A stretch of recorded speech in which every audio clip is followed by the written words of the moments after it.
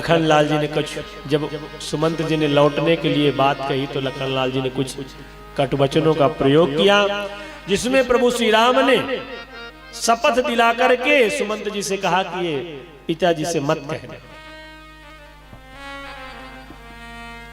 सुमंत जी को वापस कर दिया और प्रभु श्री राम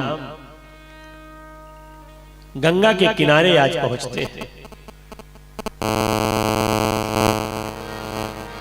और जैसे गंगा के किनारे पहुंचे, आज गंगा के किनारे बड़ा विचित्र दृश्य है। पूरे गंगा घाट में आज एक नौका दिख रही है और कोई नौका नहीं है।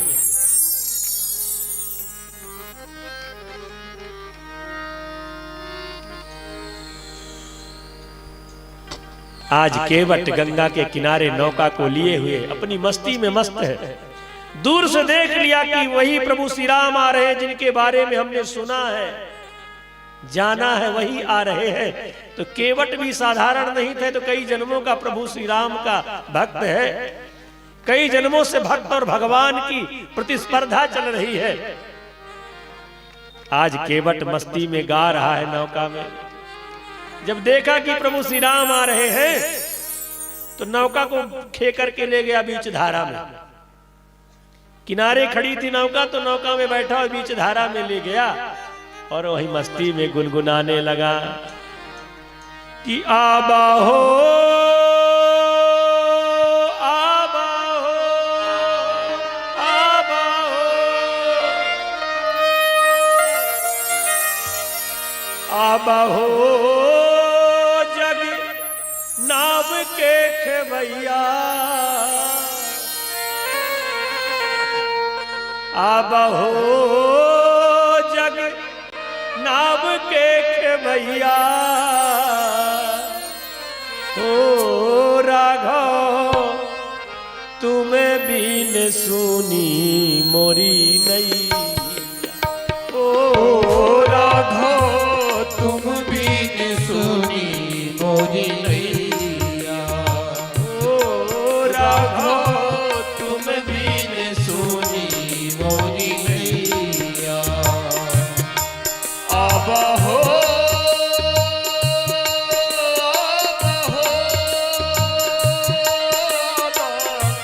जग के खेवैया तुम्हारी बिना, आबा हो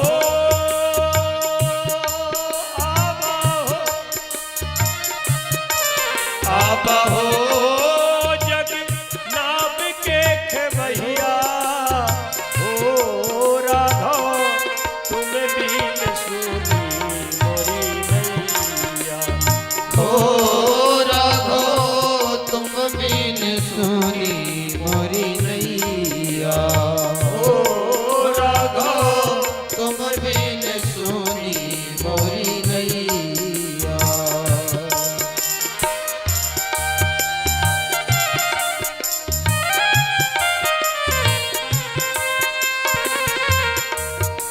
आज केवट मस्ती में भगवान को पुकार रहा है, हे गंगा सिंधु, हे भक्तवत्सल, संसार की नाव को चलाने वाले प्रभु, आज मेरे जीवन की नैया को भी पार कर देना।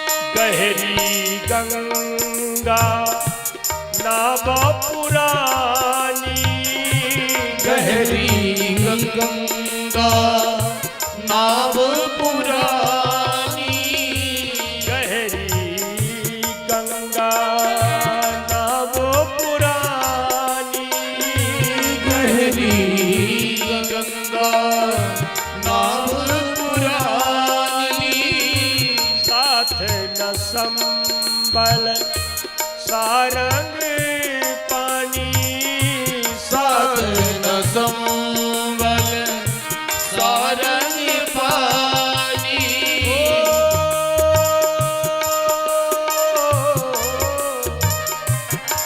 अब पवन चले पुरबैया,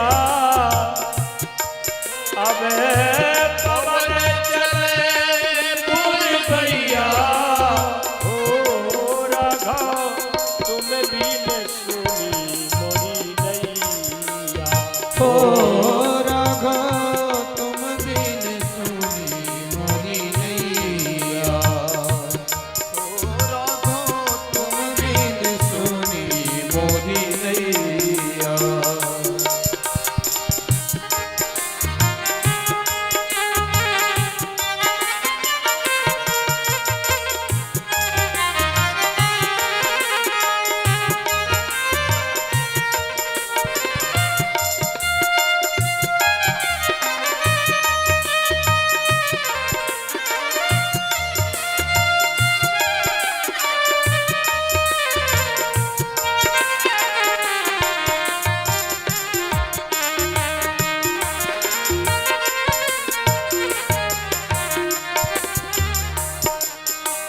केवट मस्ती में गा रहा है। हम लोग भी प्रार्थना करें, हमारे भी जीवन की नैया को चलाने वाले प्रभु श्री राम हैं। केवट कह रहा है, तुम्हारे दरस का अखियां प्यासी, तुम्हारे दरस का अखियां प्यासी। तुम्हारे दरस का अखियां प्यासी, तुम्हारे दरस का अखियां प्यासी। मत तड़पावा अवध के वासी, मत कर पावा अवध के वासी। मत देरी लगावा रघुरैया, ओ मत देर लगावा रघुरैया। ओ राघव तुम भी न सुनी मोरी नैया। हो राघव तुम बिन सुनी मोरी नैया। आबहो आबहो, जय हो आबहो मोरे नाम के खेबैया। ओ राघव तुम भी न सुनी मोरी नैया। हो राघव तुम बिन सुनी मोरी नैया। जय हो बीच धारा में नौका को लिए हुए केवट पतवार को छोड़ दिया और सुंदर ताली बजा बजा करके भगवान को पुकारने लगता है।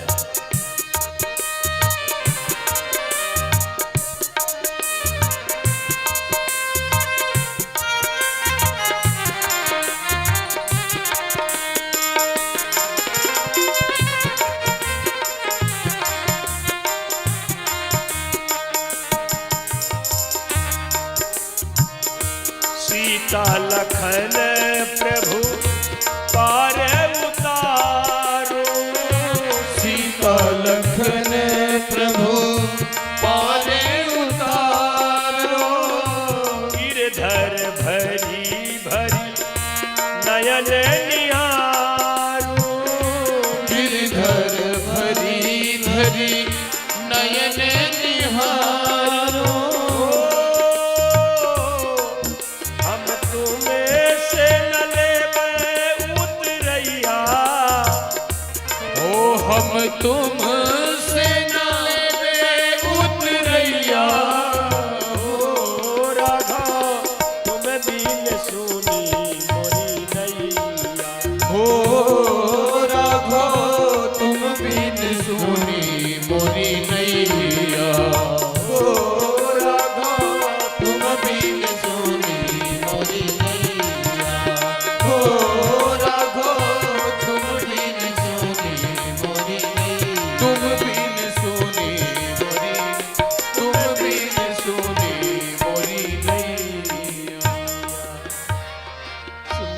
गंगा के बीच धारा में केवट इसी प्रकार से मस्ती में गा रहा था।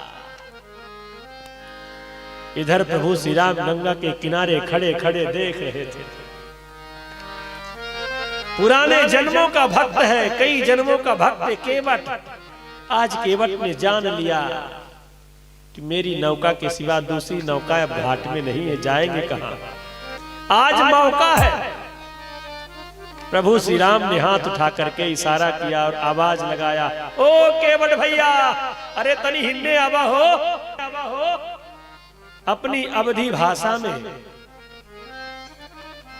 आज केवट को भगवान ने पुकारा। मांगी नाम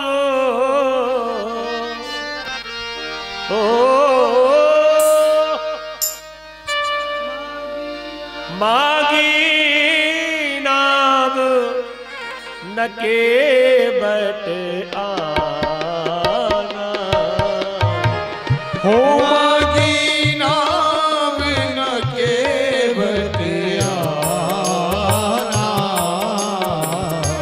कही तुम्हारे मरम में जाना कही तुम्हारे मरम में जाना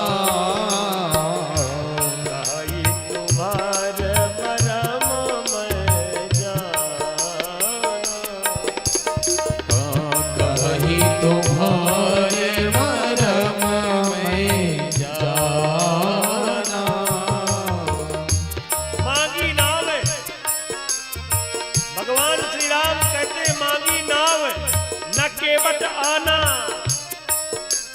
इस चौपाई के विद्वान लोग कई प्रकार से अर्थ करते हैं। एक भाव कहते हैं कि मांगी नाव, भगवान श्री राम ने केवल नौका मांगा, केवट को कहा कि न केवट आना, केवट की जरूरत नहीं है। और एक अर्थ यह है कि मांगी नाव न केवट आना। भगवान श्री राम ने नौका नहीं मांगा, केवट को बुलाया। और सीधा सा अर्थ की मांगी नाव है। भगवान श्री राम ने नौका को मांगा कि तनिक नौका यहां लाना, तो वहीं से केवट ने इशारा कर दिया कि मैं नहीं लाऊंगा। सीधे जवाब दे दिया कि मैं नहीं लाऊंगा, जबकि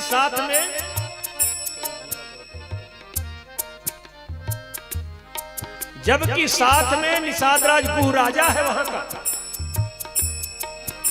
और राजा के होते हुए भी केवट की ये हिम्मत मना कर दे। पर फिर भी केवट पूरे रहस्य को जानता था, तो सीधे मना कर दिया, नहीं लाना मुझे। क्यों?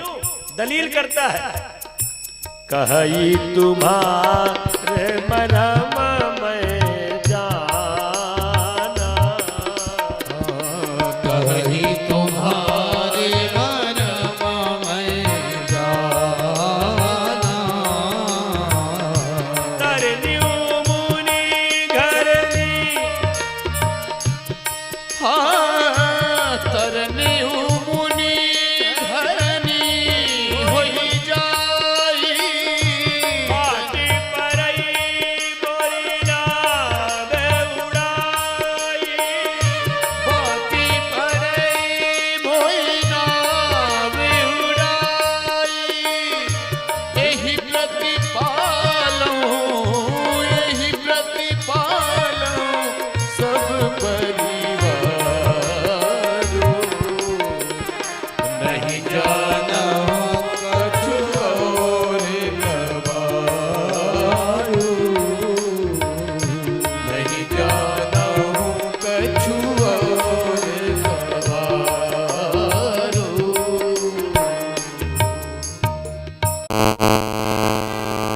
आज प्रभु श्री राम ने पूछा केवट,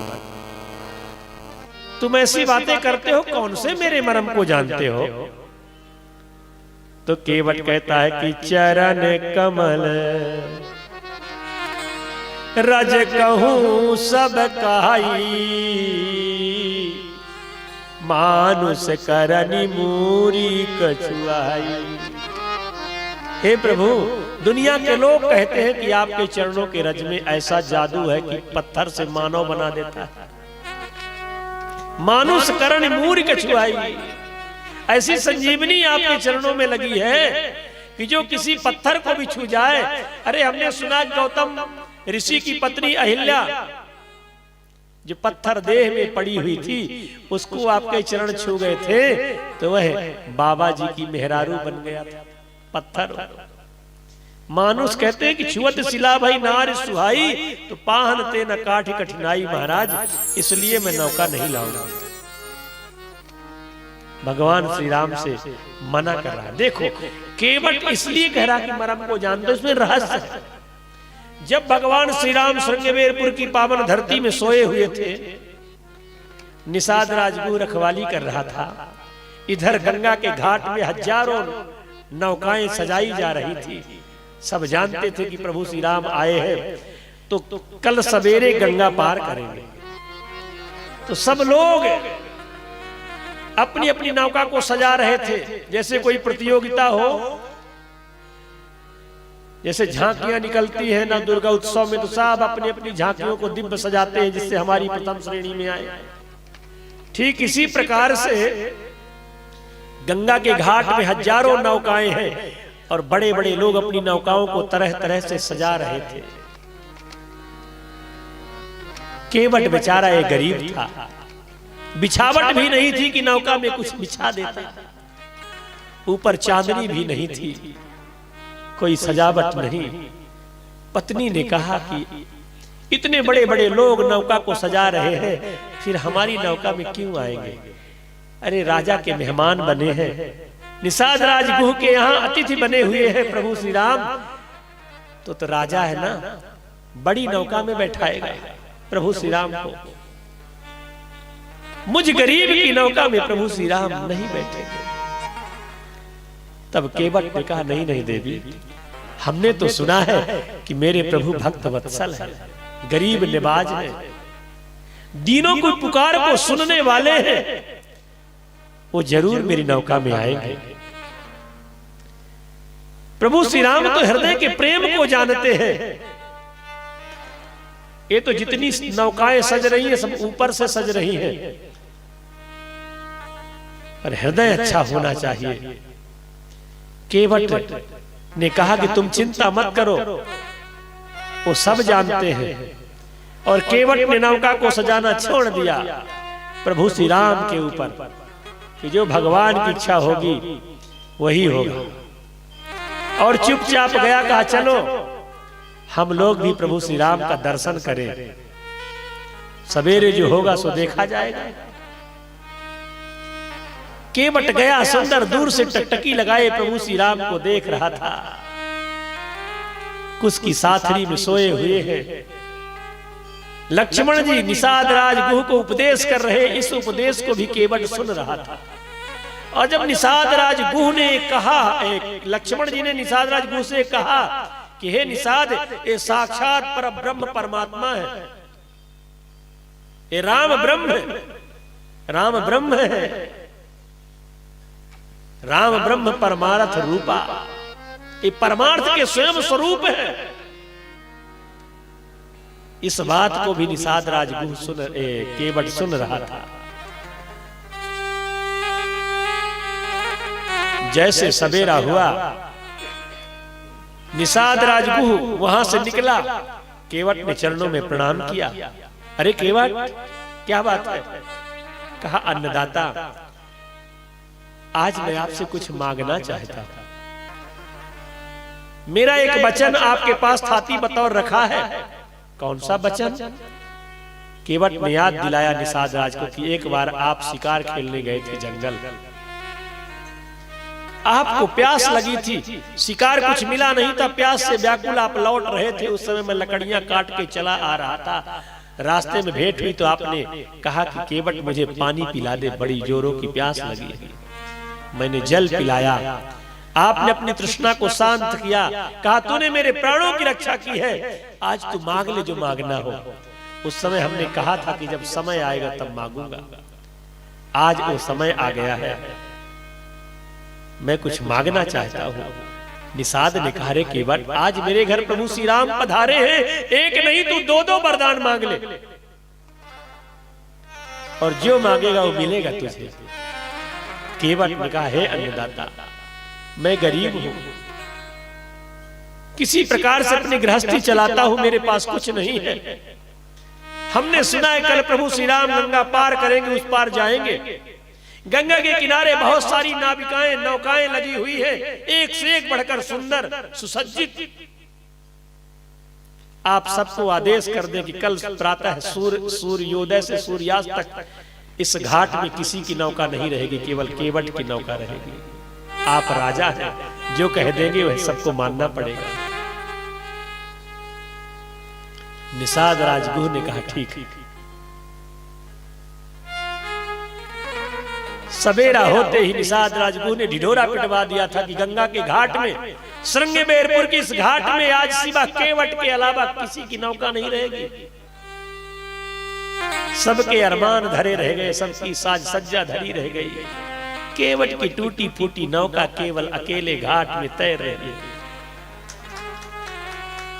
आज केवट जानता था कि अब मेरी नौका के सिवा दूसरी नौका है नहीं, और वचनबद्ध होने के कारण निषाद राजगुह कुछ बोल नहीं रहे।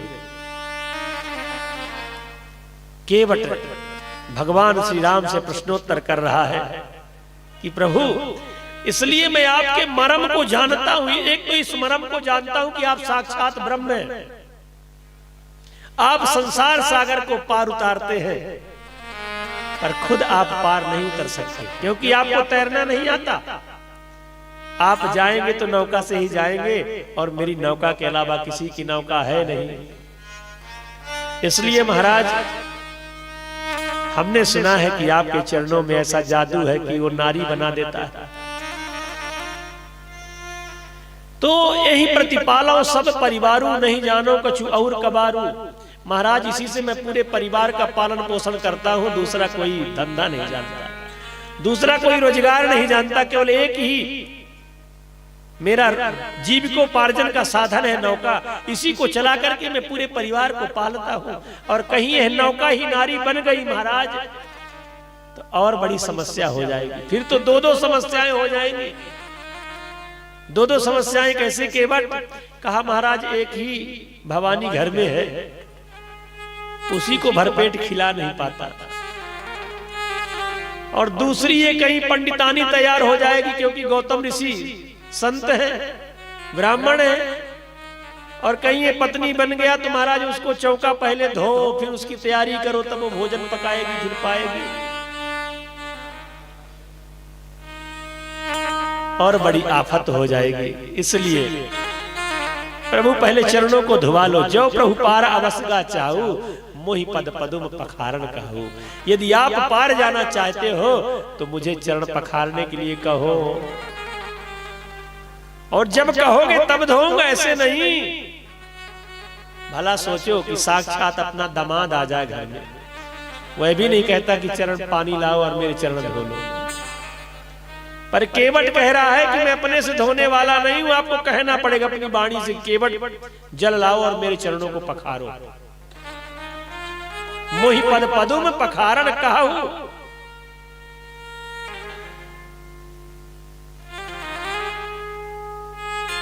सुनि के बट के बे प्रेम लपेटे अटपटे बिहसे करुणाए चितई जान की लखन तनो। आज केवट की अटपटी भाषा को सुन करके प्रभु श्री राम खिलखिला करके हंस पड़े।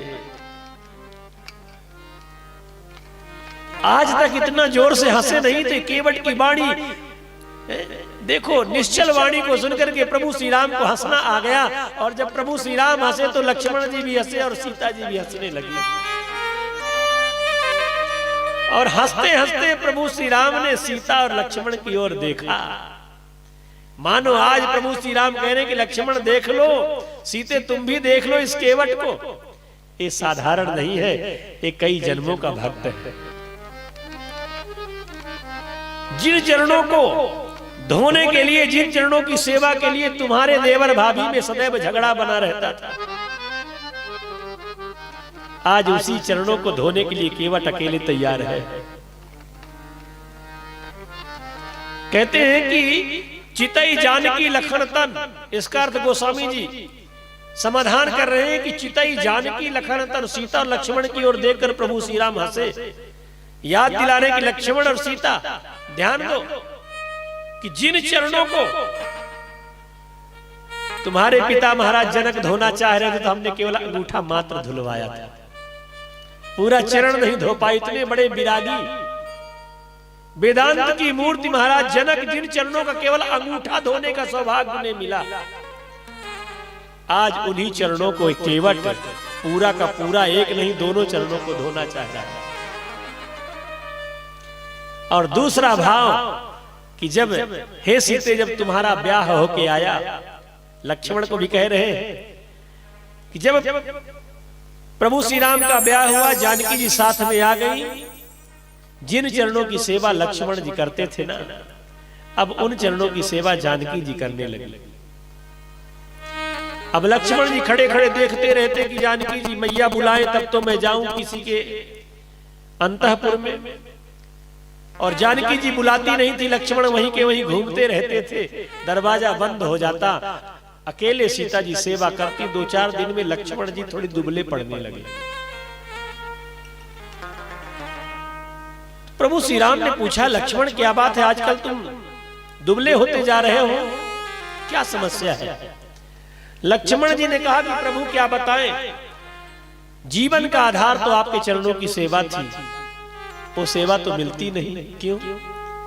कहा माता जी बुलाती नहीं, मैं देखता रहता हूं, दरवाजा बंद हो जाता है, अब बिना बुलाए जाऊं कैसे? माता जी का इशारा मिले तो चला जाऊं। प्रभु श्री राम ने कहा, लक्ष्मण इसमें मेरा क्या कसूर है, तुम्हारा देवर और भाभी का मामला है। लक्ष्मण जी ने कहा, प्रभु अगर आपके चरणों की सेवा मुझे नहीं मिली तो लक्ष्मण तो जीते जी मर जाएगा, कुछ उपाय बताओ ना। जब बार बार लक्ष्मण ने प्रार्थना किया तो प्रभु श्री राम ने कहा कि एक उपाय है लक्ष्मण, अपने रघुवंश का नियम है कि होली के समय में देवर और भाभी होली खेलते हैं, और सूर्यास्त के समय में होली का उत्सव समाप्त होता है, और देवर अपनी भाभीयों से कुछ न कुछ मांगता है। तो भरत शत्रुघ्न को जो मांगना होगा मांगते रहेंगे, तुम चरणों की सेवा मांग लेना। अब तो लक्ष्मण उछल पड़े, वाह भैया आपने बढ़िया बताया, 4 दिन बाद होली आने वाली थी। अब लक्ष्मण जी को लग रहा था कब होली आ जाए, कब होली आ जाए। जैसे तैसे होली आई, सवेरा हुआ, प्रभु श्री राम दूर से देख रहे थे कि आज वास्तव में होली मनाई जाएगी। चक्रवर्ती दशरथ जी ने कहा कि आप लोग अपना उत्सव प्रारंभ करो। सुंदर भर भर के पिचकारी एक दूसरे के ऊपर मारने लगे, अबीर गुलाल उड़ेलने लगे, पूरा दिन होली को उत्सव चला। और जब शाम का समय हुआ, चक्रवर्ती जी ने कहा कि अब होली को उत्सव बंद करो, चलो अपनी अपनी भाभीयों से मांग लो जो मांगना हो। सर्वप्रथम भरत जी के मांगने का नंबर आया। भरत जी ने मांगा कि हे मैया, जन्म जन्म तक प्रभु श्री राम के चरणों की सेवा हमें मिलती रहे, जन्म जन्म पद अनुरागा, अविरल भक्ति प्रभु श्री राम की मेरे जीवन में निरंतर वास करे, यही मुझे दे दो। जानकी जी ने कहा तथास्तु। शत्रुघ्न जी भी यही मांगा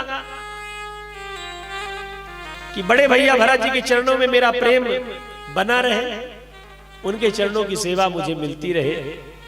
अब जब लक्ष्मण जी के मांगने का नंबर आया तो प्रभु श्री राम दूर से देख रहे थे कि असली मांगना तो तब होगा जब लक्ष्मण जी मांगेंगे।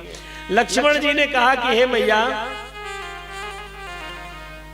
यदि मुझे देना चाहती हैं आप तो आज यही दे दो कि जिन चरणों की सेवा आप करती हो उन चरणों की सेवा आज से हमारी होगी। इतना सुनते ही जानकी जी को मूर्छा आ गई। राम जी की सेवा छूट गई अब वचन तो बदल नहीं सकती, रघुवंश की पुत्र वधू है, रघुकुल की। जानकी जी को मूर्छा आ गई, तमाम वैद हकीम सब उपस्थित हो गए, महाराज मूर्छा दूर ही ना हो। पूरा घर परिवार परेशान, पूरा अयोध्या इकट्ठा हो गया। सब लक्ष्मण को काल की तरह देखने लगे, लक्ष्मण तुमने क्या मांग लिया ऐसा? अब लक्ष्मण कुछ बोल नहीं पा रहे थे। जब देखा कि जानकी जी की मूर्छा दूर नहीं हो रही, सब लक्ष्मण को काल की तरह देख रहे हैं। लक्ष्मण जी भागे भागे प्रभु श्री राम के पास गए, प्रभु अब क्या करूं? प्रभु श्री राम ने कहा, लक्ष्मण ऐसा तुमने मांगा ही है, और ये ऐसी मूर्छा है कि वैद्य हकीमों के द्वारा दूर होने वाली नहीं है। संसार की दवा इस मूर्छा को दूर नहीं कर सकती। तो लक्ष्मण जी ने कहा, उपाय तो आपने ही बताया है, कुछ अब उपाय बताइए ना, क्योंकि पूरा अयोध्या मुझे शत्रु की तरह देख रहा है। प्रभु कुछ उपाय बताओ। प्रभु श्री राम ने कहा, एक काम करो, जाके कान में कह दो कि हे माता जी, जिन चरणों की सेवा आज तक आप करती थी, अब उन चरणों में एक चरणों की सेवा आपकी, एक चरणों की सेवा मेरी होगी। दाहिना चरण मेरा होगा और बायां चरण आपका होगा। लक्ष्मण जी ने जाकर के कहा कि हे माता जी, आज तक जिन चरणों की सेवा आप करती थी, अब उन चरणों में से दाहिने चरण की सेवा मेरी होगी और बाएं चरण की सेवा आपकी होगी। इतना सुनते ही जानकी जी की मूर्छा दूर हो गई। जानकी जी ने सोचा कि सर्वनाशे समुत्पन्ने अर्धम त्यजेत पंडिता, जहां समूल चला गया था, एक ही चरण सही, कम से कम सेवा तो मिली। तो जानकी जी की मूर्छा दूर हुई और खुशी का वातावरण अयोध्या में हो गया। आज प्रभु श्री राम कह रहे हैं कि लक्ष्मण, जिन चरणों के लिए आप में और जानकी में, सीता में झगड़ा बना रहता था, होड़ लगी रहती थी, आज उन चरणों को केवल अकेला धोने जा रहा है। कितना बड़ा सौभाग्यशाली। सुनी के बटे के बैन प्रेम लपेटे अटपटे, बिहसे करुणा आए, चितई जानकी लखन तन। बिहसे आज हंस पड़े और इशारा कर रहे हैं कि लक्ष्मण, एक केवट साधारण नहीं है, एक कई जन्मों का मेरा भक्त है। पूर्व काल में, प्राचीन काल में, पूर्व जन्मों में यही केवट कछुआ था।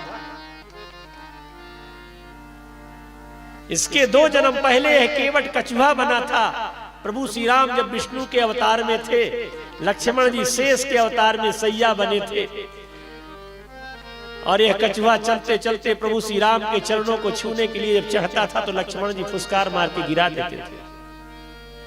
बार बार चढ़े कि प्रभु के चरणों को छू लूं, बार बार फड़ों से गिरा दे। एक बार लक्ष्मण जी की फुसकार जरा ज्यादा लग गई तो कछुआ मर गया। तब दूसरे जन्म में यही कछुआ बहेलिया बनता है। दूसरे जन्म में जो केवट बना है, यही कछुआ बना था। कछुआ के बाद फिर बहेलिया बना, और बहेलिया बनकर के इसका काम था कि मांस बेचना, तमाम मांस का विक्रय करता था। और एक महात्मा जी की कुटिया बनी थी रास्ते के किनारे, वहीं से टोकना लेकर निकलता था। महात्मा जी राम राम करते थे, मांस का टोकना रख के बैठ जाता, महाराज से बातें करता। महाराज को अच्छा नहीं लगता। महाराज ने कहा, देखो ब्याज, तुम्हें मांस का टोकना लेके निकलते हो कुटिया के सामने से, तो मुझे अच्छा नहीं लगता, तुम पीछे से चले जाया करो। बहलिया सो बहलिया कहा, क्यों चला जाऊं, किसी के बाप की सड़क है,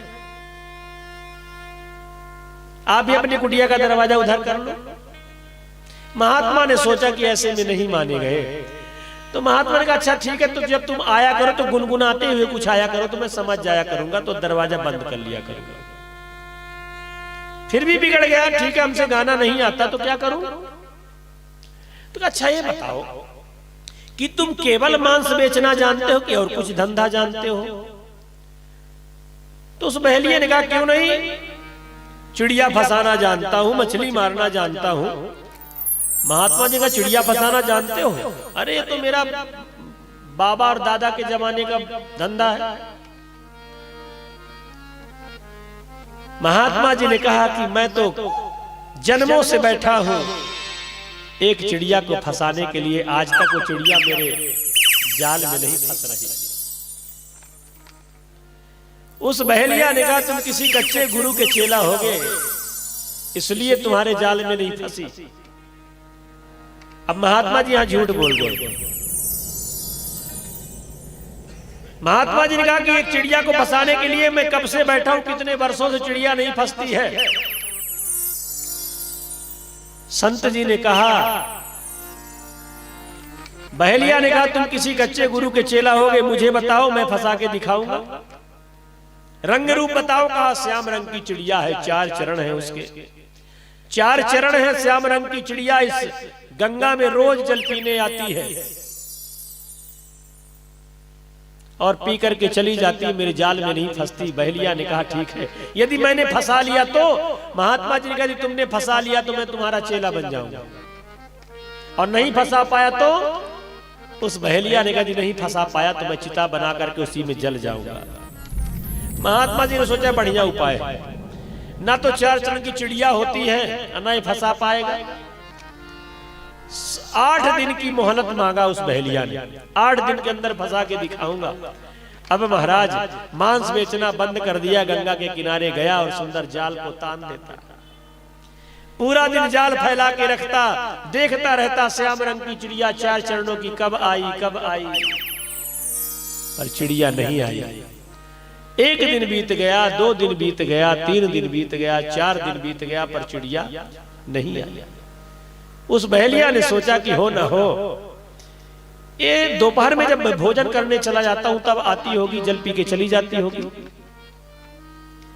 तो महाराज दोपहर का भोजन बंद कर दिया, पूरा दिन श्याम रंग की चिड़िया में ध्यान लगाए बैठा रहता। फिर भी जब चिड़िया नहीं आई तो सोचा रात्रि में सोने चला जाता हूं तब आती होगी, क्योंकि महाराज ने कहा है तो चिड़िया तो आती है, महाराज झूठ नहीं बोलेंगे। अब रात्रि में जगना प्रारंभ कर दिया, 24 घंटे उस 4 चरण की चिड़िया का चिंतन करता रहता। 7 दिन व्यतीत हो गए, 8वां दिन व्यतीत होने को आया और चिड़िया नहीं आई। जब चिड़िया नहीं आई, सूर्य अस्ताचल की ओर जाने लगे, तो आज बहेलिया अपने हाथों से चिता बनाता है, अपने हाथों से चुन चुन के लकड़ियां चिता में रखा और भगवान को स्मरण भी करता जा रहा है कि आज मैं अपने जीवन को समाप्त कर दूंगा, मैं चिड़िया नहीं फंसा पाया। इधर महात्मा जी को पश्चाताप हुआ कि मैं झूठ बोला हूं, तो महात्मा जी तो पहले ही जा चुके थे संसार से। आज कहते कि ईधन की अर्थी रचाई चुन गंग तीर, कंपित शरीर झरी लागी आंसुअन की, सत्य पर होन बलिदान व्याध लाग्यो इतय, छूटी समाधि उतय असरण शरण की, अग्नि लगाई ज्वाल छाई नभ मंडल में, घड़ी जब आई थी कसाई के मरण की, बिकल सी बिनीत तब चिता के चारों ओर, उड़त दिखानी चिड़ैया 4 चरण की, बिकल सी बिनीत तब चिता के चारों ओर, उड़त दिखानी चिड़ैया 4 चरण की। जैसे वह बहेलिया, देखो वहां गंगा के किनारे कोई देखने वाला नहीं था, चाहता तो चला जाता अपने घर, पर गरीब है, नीच जाति का है, फिर भी कितना सत्यवादी है। अपने वचनों का पक्का, जब चिड़िया को नहीं फंसा पाया तो अपने से अर्थी रचाया और उसमें बैठ गया, अग्नि लगाया। जैसे अग्नि की ज्वालाएं उठने लगी, भगवान का आसन हिल गया। भगवान ने सोचा कि यदि आज मैं 4 चरणों की चिड़िया बन के नहीं गया तो महात्मा की वाणी झूठी हो जाएगी और लोग संतों पर विश्वास करना बंद कर देंगे। इसलिए संत की वाणी को सत्य करने के लिए भगवान श्याम रंग की 4 चरण की चिड़िया बनके और जाल के ऊपर मंडराने लगे। जाल के ऊपर मंडराने लगे 4 चरण की चिड़िया बन करके। जैसे दृष्टि पड़ी बहेलिया की चिता से कूद पड़ा और हाका चिड़िया को। चिड़िया तो फंसने ही आई थी, आई चिड़िया और जाल में फंस गई। जल्दी जल्दी जाल को समेटा और समेट करके पीठ में कंधे में रखा। सोचा अब तो महात्मा को चेला बना लूंगा। लेकर के कुछ दूर चला तो भगवान 4 भुजा के बन गए। चिड़िया से भगवान बन गए, जाल भजनी हो गया। सोचा ये जाल तो अभी हल्का था, ये भजन कैसे लगने लगा। तो सामने पटका जाल को, देखा तो 4 भुजा के भगवान। बहेलिया ने पूछा तुम कौन हो? प्रभु ने कहा मैं भगवान हूं। कहा भगवान क्यों आए हो? कहा तुम्हें बचाने के लिए। अरे कहा तुम्हारे आने से मैं नहीं बचूंगा, मैं तो तभी बचूंगा जब तुम चिड़िया बन जाओगे तब, क्योंकि हमने महात्मा को चिड़िया फंसाने का वचन दिया है। 4 भुजा का भगवान फंसाने का वचन नहीं दिया, आप चिड़िया बन जाओ। प्रभु ने कहा कि देखो बहलिए, वो महात्मा जी तो पहले ही जा चुके, उनका भंडारा हो रहा है,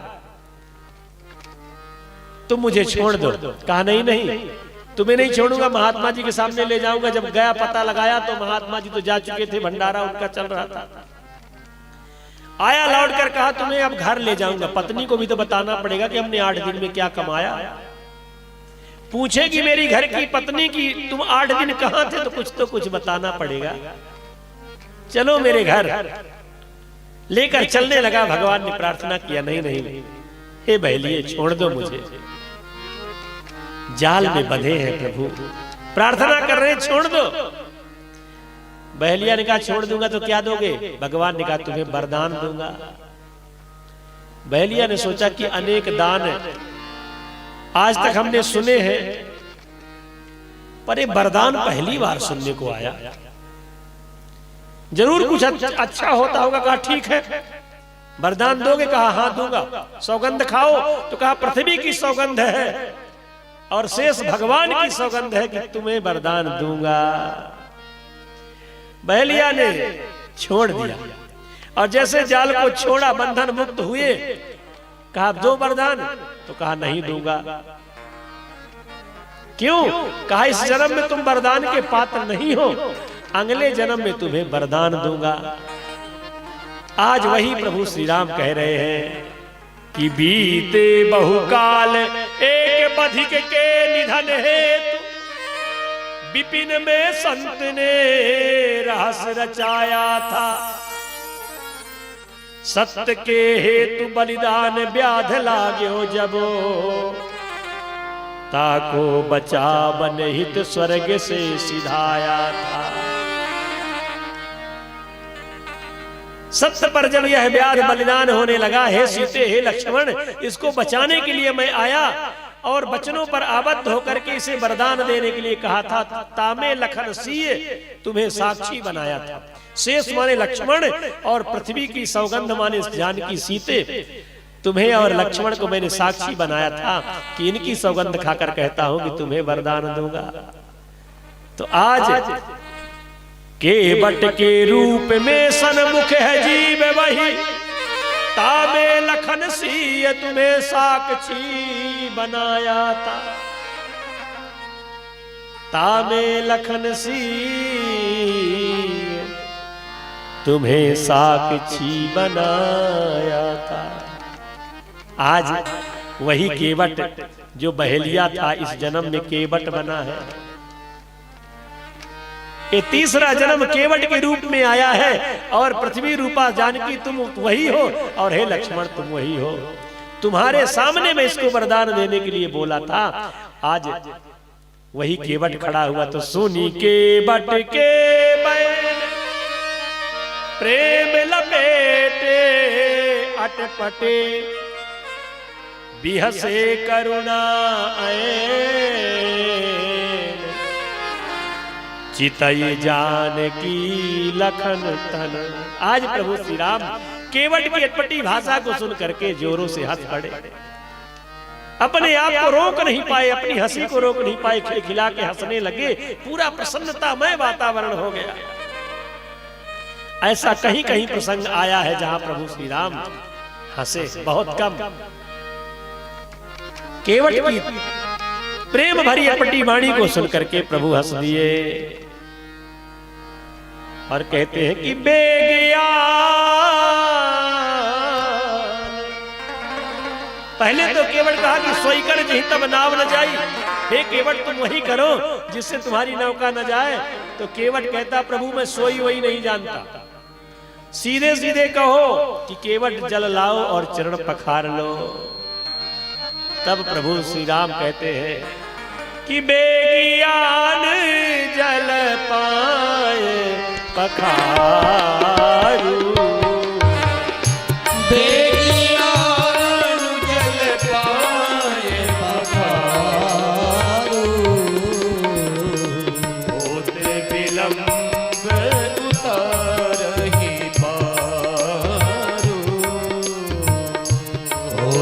विलंब तारहि पारू। के बट राम रजाय सुपावा। के बट राम रजाय सुपावा। के बट राम रजाय सुपावा।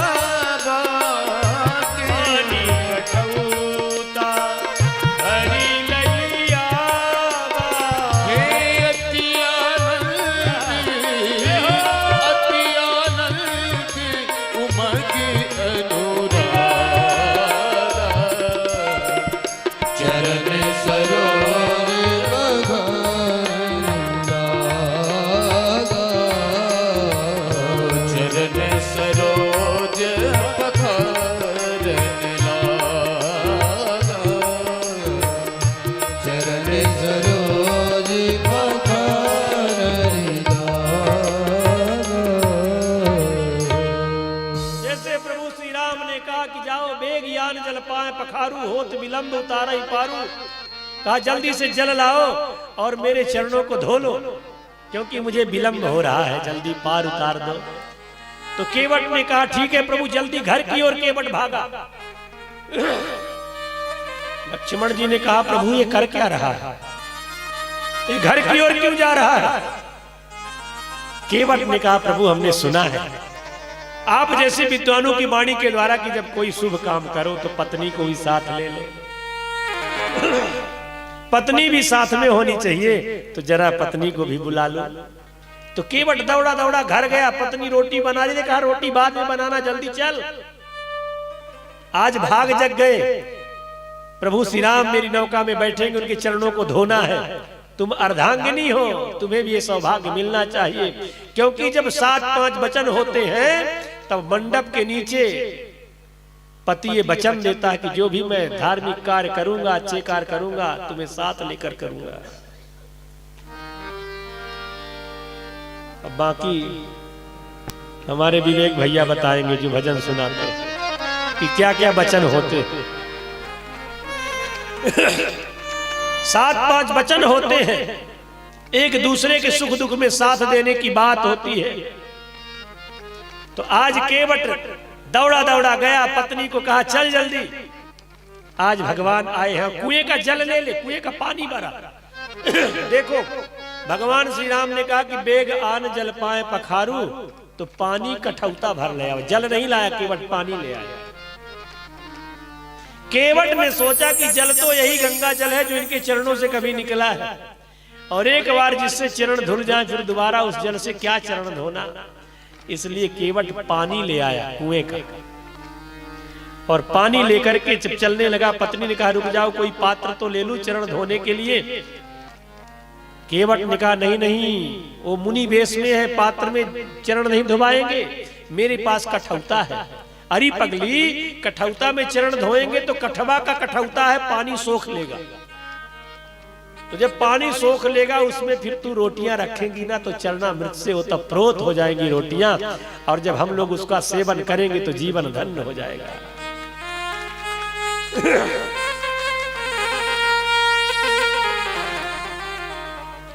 आज केवट सुंदर पत्नी को लेकर के आया, बच्चों को लेकर के आया, और कठौते में भगवान के चरणों को पखारने के लिए खड़ा है।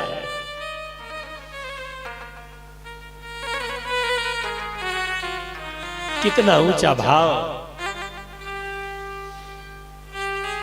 कहते हैं कि जब प्रभु श्री राम की और केवट की बात हो रही थी तो केवट ने एक बात और कहा था कि प्रभु बिना चरणों को धोए नौका में बैठाऊंगा नहीं, और ये जरूर कहता हूं कि आपसे मैं उतराई नहीं लूंगा। ये मैं वचन देता हूं कि उतराई नहीं लूंगा, और जब तक चरणों को नहीं धो लूंगा तो मुझे आपके पिता दशरथ जी की सौगंध है कि मैं नौका में नहीं बैठाऊंगा।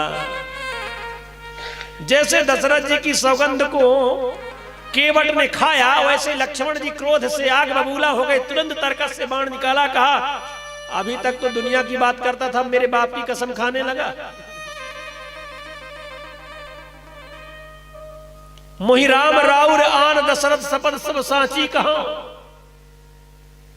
और जैसे तरकस से बाण निकाल के चढ़ाया, केवट ने कहा प्रभु आपके छोटे भाई भले मुझे मार दे, पर मैं डरने वाला नहीं हूं। अरे मार भी देंगे तो मेरा तीनों लोकों में नाम होगा।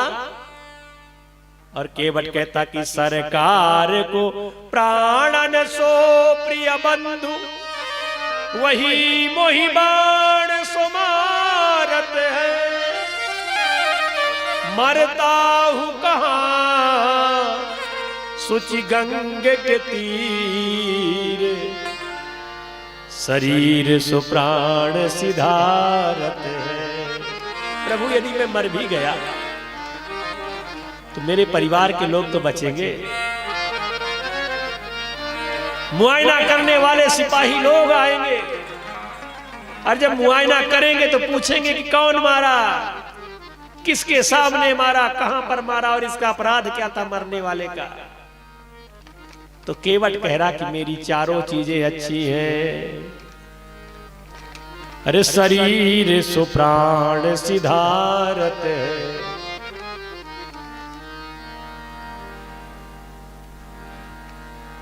समूह किसके सुविनीत सुनो,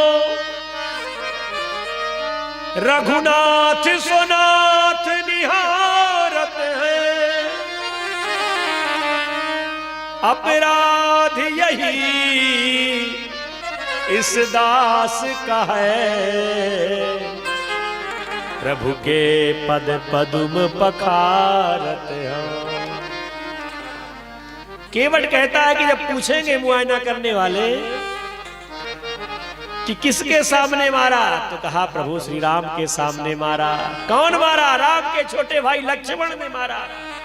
किस जगह पर मारा? कहा गंगा के किनारे। अपराध क्या था इस मरने वाले का? तो यही कहेंगे लोग कि प्रभु श्री राम के चरणों को धो रहा था, इसलिए छोटे भाई लक्ष्मण ने बाण से मार दिया। तो मेरी चारों चीजें अच्छी हैं। गंगा का किनारा, चश्मदीद गवाह कौन है? प्रभु श्री राम। मारने वाले आपके अनुज, और अपराध आपके चरणों को पखार रहा हूं। इतना सुनते प्रभु श्री राम द्रवित हो गए। आदेश दे दिया, केवट पानी लाया, कठौता को रख करके प्रभु श्री राम ने कहा इस कठौते में मेरे चरणों को धोगे।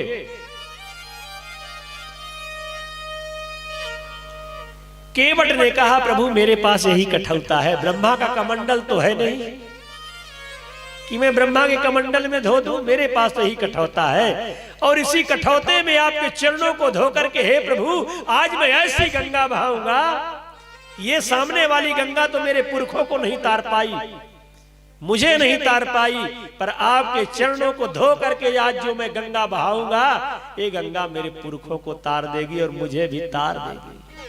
आज एक नई गंगा बहाऊंगा मैं। और सुंदर केवट कठौता में भगवान के चरणों को रख करके मलमल के धोने लगता है।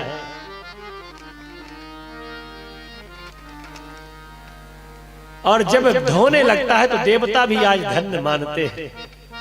देवता लोग पुष्पों की वर्षा करते हैं और कहते हैं कि धनी धनी भागी, धनी धनी भागी तुम्हारे के बट भाई।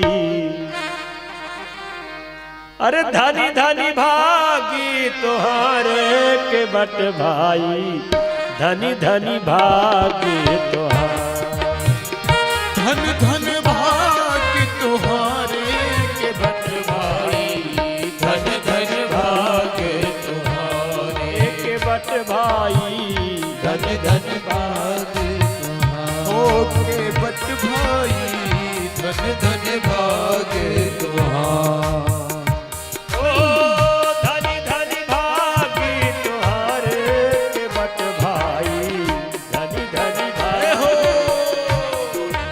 बट भाई धन धन भागे तुम्हारे, धन धन भागे तुम्हारे के बट भाई, धन धन भागे तुम्हारे के बट भाई, धन धन भागे तुम्हारे।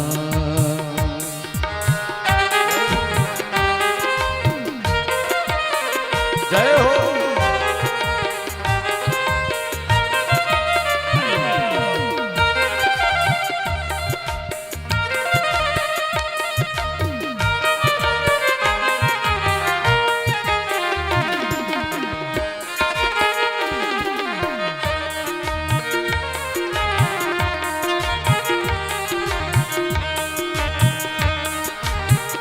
ब्रह्मा जी धोइल दिव्य कमंडल, जनक सुबरन जनक सुबरन जनक सुबरन। ब्रह्मा जी धोइल दिव्य कमंडल, जनक सुबरन जनक सुबरन लाल, जनक सुबरन लाल। काठ कठौता परम ब्रह्म के, काठ कठौता परम ब्रह्म के, चरण रहे तू पखार के बट भाई, धनी धनी भाग्य के बट भाई, धन धन भागी तुम्हारे। धनी धनी भागी, धनी धनी भागी तुम्हारे के बट हो, धन धन भागी तुम्हारे। हो धन धन भागी तुम्हारे के बट भाई, धन धन भागी तुम्हारे।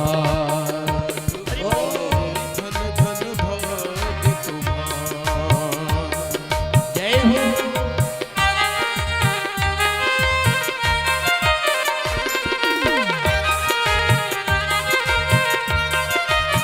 जय हो।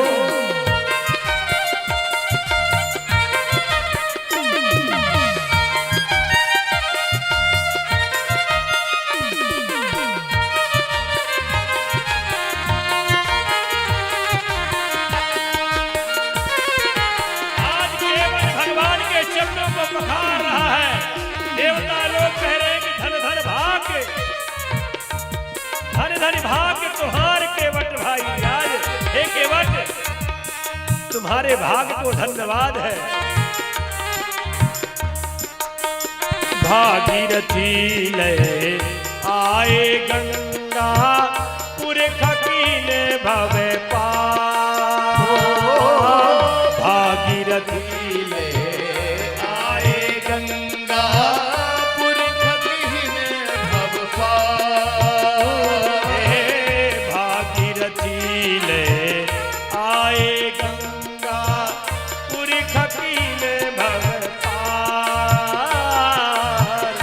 भागीरथी ले आए गंगा पुर ठगिए काठ कठौता परम ब्रह्म के काट कठौता परम ब्रह्म के चरण रहे तू पखार के बट भाई धनी धनी भाग तुम्हारे मत भाई धन धन भागी तुहार धन धन भाग तुम्हारे के बट भाई धनी धनी भाग के भो धन धन भागी के बट भाई धन धन भागी तुहार के बट भाई धनी धनी भाग एक बट भाई धन धन भागी तुहार धनी धनी भाग धनी धनी भाग देवता लोग पुष्पों की वर्षा कर रहे थे कि धन्य है तेरे भाग्य को वाह केवट जिन चरणों को महाराज जनक ने सोने की थाल में धोया था, ब्रह्मा जी ने अपने कमंडल में जिन चरणों को धोया था, अरे केवट आज उन्हीं चरणों को तू कठौता में धो रहा है कठवा के। तेरे भाग की जय हो। अब केवट मल मल के धोने में लगा था और हिलता जा रहा था। भगवान ने कहा देखो केवट एक पैर से खड़े खड़े अब मेरा पैर दुखने लगा, क्योंकि मेरा एक पैर से खड़े होने की आदत नहीं है, मुझे गिरने का डर लग रहा है, मैं कहीं गिर न जाऊं। तो केवट ने कहा प्रभु आप गिर जाओगे तो फिर हमें कौन उठाएगा, और फिर गिरने का आपको डर ही है तो एक उपाय बताऊं। कहा हाँ बताओ। तो केवट ने कहा कि प्रभु यदि गिरने का डर है तो आप मेरे माथे पर अपना हाथ रख लीजिए। देखते होंगे घरों में कि जब माता पिता बच्चों को स्नान करवाते हैं, हाथ पैर धोते हैं, तो बच्चे सिर में हाथ रख लेते हैं। तो आज केवट कह रहा कि प्रभु आपको गिरने का भय है तो आप मेरे माथे पर हाथ रख लीजिए। और जैसे भगवान ने हाथ रखा, केवट ने कहा प्रभु यदि आप मेरे माथे पर हाथ रख लोगे तो मैं धन्य हो जाऊंगा, मेरे जीवन की नैया पार हो जाएगी, मेरे भाग जग जाएंगे। प्रभु ने जैसे केवट के मस्तक पर हाथ रखा, केवट धन्य हो गया। सुंदर चरणों को पखारा और चरणों को पखार करके केवट से भगवान श्री राम बोले कि अब चले। केवट ने कहा रुको प्रभु इतनी जल्दी बाजी क्या है, अरे मैया कैकेयी ने आपको 14 वर्ष का वनवास दिया है, पर ये तो नहीं कहा कि इतने दिन यहाँ रहना, इतने दिन यहाँ रहना, इतने दिन यहाँ रहना, कहा 2 दिन यहीं रुक जाइए, रहने खाने की व्यवस्था मैं करूंगा। लक्ष्मण जी ने कहा प्रभु ये बहुत बोलता है। और केवट ने सोचा कि आज तो बोलने का मौका है, फिर कब मौका मिलेगा, ये मौका कभी कभी मिलता है। केवट ने कहा प्रभु रुक जाइए भी, एक बात बताइए कि पहले से जो यात्री यहाँ पर खड़े हुए हैं उनको पार उतारूं कि आपको। प्रभु ने कहा केवट जब से मैं आया तब से तो मैं ही भर दिख रहा हूं, और तो कोई दिख नहीं रहा, फिर तुम कौन से यात्रियों की बात कर रहे हो। केवट ने कहा है प्रभु जो मेरे आजा पर पाजा पुरखा दादा ये कई जन्मों से आपके चरणों के रज का इंतजार कर रहे थे, आज पहले उनको तार दो। ये साधारण गंगा मेरे पुरखों को नहीं तार पाई, पर आज जो आपके चरणों से गंगा मेरे कठौता में प्रकट हुई है ये मेरे पुरखों को तार देगी। और केवट ने पद पखार जलपान करी आप सहित परिवार।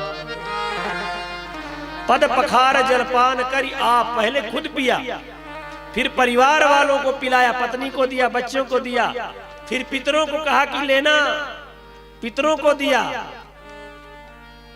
प्रभु श्री राम कह रहे हैं कि लक्ष्मण तुम भी लाइन में खड़े हो जाओ तो कम से कम चरणामृत तो मिल जाए। नहीं चरणामृत भी नहीं मिलेगा, एक केवट अकेला पी जाएगा। आज लक्ष्मण जी को लाइन में खड़ा होना पड़ा और सीता जी को तब जब खुद पी लिया, अपने परिवार वालों को पिला दिया, पितरों को दे दिया, तब जाके लक्ष्मण और सीता का नंबर आया। पद पखार जलपान करी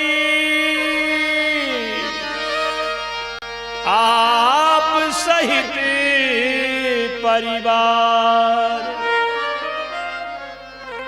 पितर पार कर प्रभु ही पुनी मुदित गयो लई पार। सबको पार कर दिया, तब जाकर के नौका में चढ़ाया। नौका में आज चढ़ा लिया प्रभु श्री राम को, जानकी मैया को, लक्ष्मण जी को, निषाद राजगुह भी चढ़े हुए हैं और नौका चलने लगी। नौका को खेना प्रारंभ कर दिया और जब नौका को खेना प्रारंभ कर दिया, नौका बीच धारा में पहुंच गई।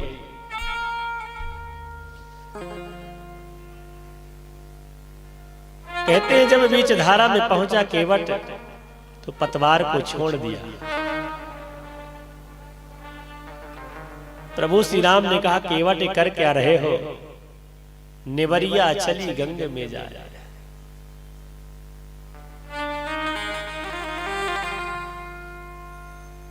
आज सुंदर नौका बीच धारा में प्रवाहित हो रही है, केवट मस्ती में चला रहा है नौका को और चलाते चलाते उस तरफ गया और जैसे किनारा आने वाला था पुनः नौका को मोड़ दिया।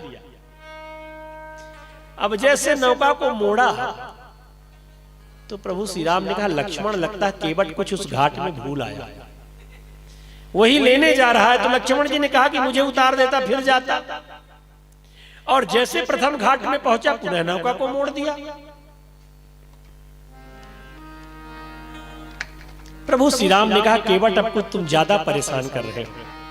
अरे मैं घोड़े में चढ़ने का आदी हूं, रथ में चढ़ने का आदी हूं, पर नौका में मेरा पहला प्रयोग है। मुझे डर लगता है नौका में, नौका विहार हमने कभी नहीं किया। तो केवट ने कहा कि आप मेरी बाह को पकड़ लीजिए, यदि आपको डर लगता है तो आप मेरी बाह को पकड़ लीजिए, और आप मेरी बाह को पकड़ लोगे तो मेरे जीवन की नैया पार हो जाएगी, किनारे लग जाएगी। और उसी की नैया भवसागर से पार लगती है जिसकी बाह को प्रभु श्री राम थाम लेते। रिन्नेबरिया रिन्नेबरिया चली गंगे में जाए, नेबरिया चली गंगे में जाए, नेबरिया चली गंगे में जाए, नेबरिया चली गंगे में जाए, नेबरिया चली गंगे में जाए, नेबरिया चली गंगे में जाए।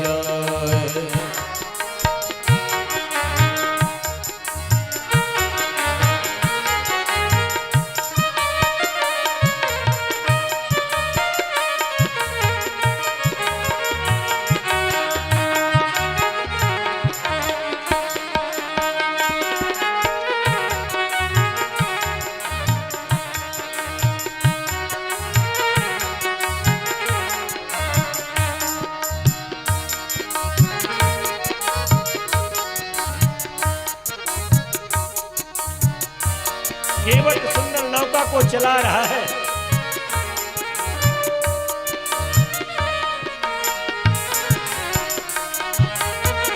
चली गंगे में जाए, नेबरिया चली गंगे में जाए, नेबरिया चली गंग में जाए, नेबरिया चली गंग में जाए। हम के केवट हैं छोटी जाति के,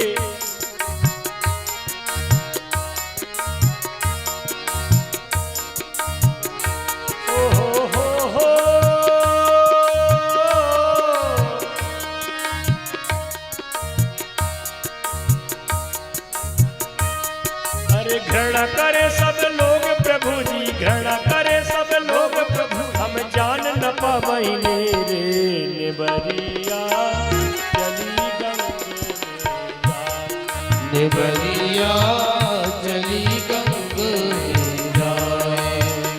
निबरिया चली गंगे।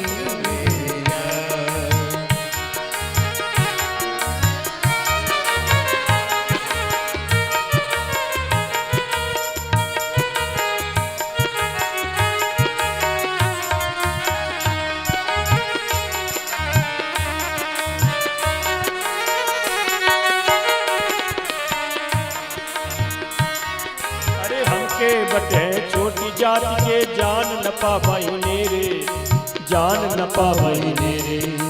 हमके बट है छोटी जाति के, जान न पावैने रे, जान न पावैने रे। हमके बट है छोटी जाति के, जान न पावैने रे, जान न पावैने रे। हमके बट है छोटी जाति के, जान न पावैने रे, जान न पावैने रे। घृणा करे घृणा करे सब लोग प्रभु जी, जान न पावैने रे निबरिया चली गंगे में जा, निबरिया चली गंगे में जा, निबरिया चली गंगे में।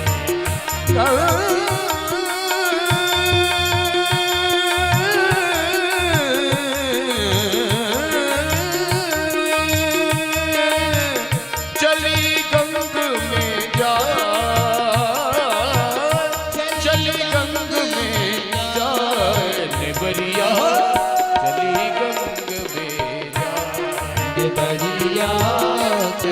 गंगा। सुंदर नौका गंगा की धारा में जा रही है।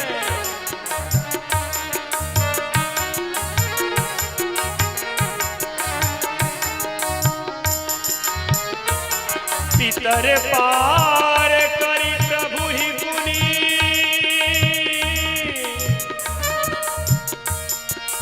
ये पितर पार करी प्रभु पुनि, मुदित गयो लेखा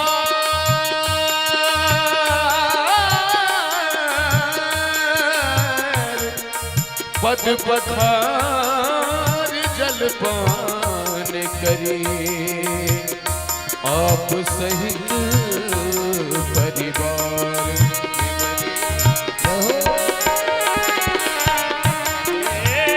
उतरी ठाड़ी भय सुर शरीरे ता, उतर ठाड़ी भय सुर शरीरे ता, उतर ठाड़ी भय सुर शरीरे ता।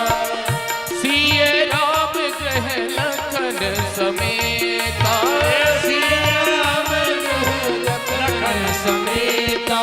हे बट उतर दंडवत कीन्हा, बट उतर दंडवत कीन्हा। प्रभु ही सकुचि नहीं दीना है, प्रभु ही सकुच यही कछु नहीं दीना, प्रभु ही सकुच यही नहीं कछु दीना। प्रभु ही सकुच यही नहीं कछु दीना। जैसे प्रभु श्री राम ने केवट की बाह को पकड़ा कि किनारा आ गया, और जैसे किनारा आया केवट ने नौका को किनारे से लगाया, खूंटे से बांधा और उतर ठाड़ भय सुरसरी रेता सीए लखन गुह सहित, लखन सीए गुह सहित सनेहा सब लक्ष्मण जी, जानकी जी और सीता जी, एक गुह निषाद राज गुह और प्रभु श्री राम सब लोग उतर करके सामने रेत में खड़े हुए। तब केवट गोस्वामी जी लिखते हैं कि केवट उतरी दंडवत कीना, इतने बड़े प्रसंग में अभी तक कहीं दंडवत का शब्द नहीं आया। अब जब सब कुछ हो गया, पार उतार दिया, भला सोचो कोई नियम है कि आपके घर में कोई आए तो पहले आप उसे प्रणाम ना करो, जय श्री राम ना करो, और जब जाने लगे तब प्रणाम करो, तो कोई बात है? तो केवट ने पहले प्रणाम नहीं किया। केवट उतरी दंडवत की ना। आज जब पार लगा दिया, नौका से उतार दिया, तब दंडवत किया। क्यों? क्योंकि केवट दंडवत के अर्थ को जानता था कि दंडवत का अर्थ क्या होता है। जिसे हम दंडवत कर लेते हैं ना, उसकी अधीनता स्वीकार कर लेते हैं, उसको बड़ा मान लेते हैं, तब तो दंडवत करते हैं, प्रणाम करते हैं। और फिर वो जो कहे वह हम करें, नियम तो यह है। केवट ने सोचा कि अभी जो ये कहेंगे वो हमें करना नहीं है, हमें अपने मन का करवाना, जो हम कहेंगे वही नहीं करना पड़ेगा, और दंडवत कर लूंगा तो मैं वचनों में बंध जाऊंगा, फिर कुछ जवाब नहीं दे सकता। इसलिए केवट ने सोचा पहले अपने मन का करा लूं, बाद में प्रणाम करूंगा। तो जब सब कुछ करा लिया, तब आज केवट उतरी दंडवत की ना। केवट ने भगवान के चरणों में प्रणाम किया, और जब प्रणाम किया तो प्रभु को संकोच हुआ कि केवट को कुछ नहीं दिया। और जैसे केवट को संकोच हुआ तो प्रभु श्री राम की जो अर्धांगिनी जानकी जी हैं तो सब कुछ जानने वाली हैं। तो पियहि असिया की जाननहारी, पियहि असिया की जाननहारी, मन मुदरी मन मुदित उतारी, मणि मुदरी मन मुदित उतारी। कहु कृपाल लेहु, कहु कृपाल लेहु उतराई, केवट चरण गयो अकुलाई, केवट चरण गयो अकुलाई। जैसे जानकी मैया ने अपने उंगली की मुद्रिका मणि मुदरी उतार करके दिया कि हे प्रभु, ये मुद्रिका जो मेरे पिताजी ने मुझे दी थी, इसे लीजिए और केवट को दे दीजिए। प्रभु श्री राम को संकोच हुआ, वनवासी वेश में कुछ है नहीं। जानकी जी मुद्रिका पहनी हुई थी, उस मुद्रिका को दिया, और जैसे मुद्रिका को दिया भगवान श्री राम ने कहा केवट लो, ये नाव की उतराई ले लो। जैसे प्रभु श्री राम ने हाथ आगे बढ़ाया तो केवट चरण गेहो अकुलाई, केवट ने व्याकुल होकर के चरणों को पकड़ लिया, आंखों से सिरपात करने लगा। केवट ने कहा प्रभु नाथ आज मैं काह न पावा, हे प्रभु आज मुझे क्या नहीं मिल गया, मिठे मिटे दोष दुख दारिद दावा, बहुत काल में कीन मजूरी, आज दीन प्रभु बनी बली पूरी। सारा जीवन मजदूरी करते करते व्यतीत हो गया, पर दो वक्त की रोटी के सिवा मिला क्या। पर आज मैं धन्य हो गया, आज मेरे तो भाग जग गए। प्रभु मुझे उतराई नहीं चाहिए, मैं पहले कह चुका था कि आपसे उतराई नहीं लूंगा। हे प्रभु मेरे वस्त्र फटे हैं पर संस्कार नहीं फटे हैं, मैं आपके चरणों का दास हूं, जो वाणी निकल गई सो निकल गई, मैं बदल नहीं सकता। प्रभु श्री राम ने कहा नहीं नहीं केवट ले लो। केवट ने कहा प्रभु नाई से न नाई ले, धोबी से न धोबी ले, दे दे मजदूरियां न जात को बिगाड़िए। प्रभु आए हो मोरे घाट तो पार मैंने उतार दी, जब आऊंगा तुम्हारे घाट तो पार मोही उतारिए।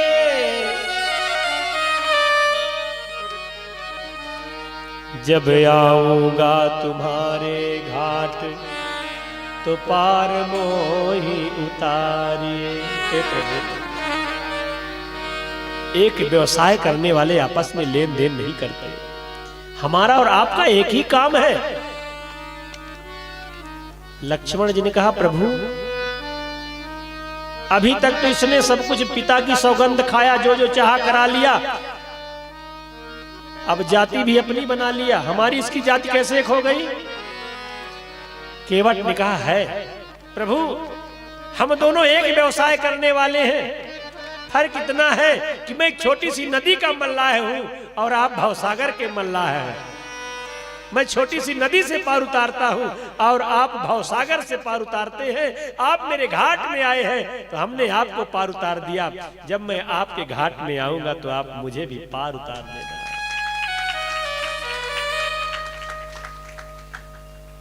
बहुत कीन है प्रभु लखन सिय नहीं कछु केवट ले, विदा कीन करुणा यतन भक्ति विमल बर दे।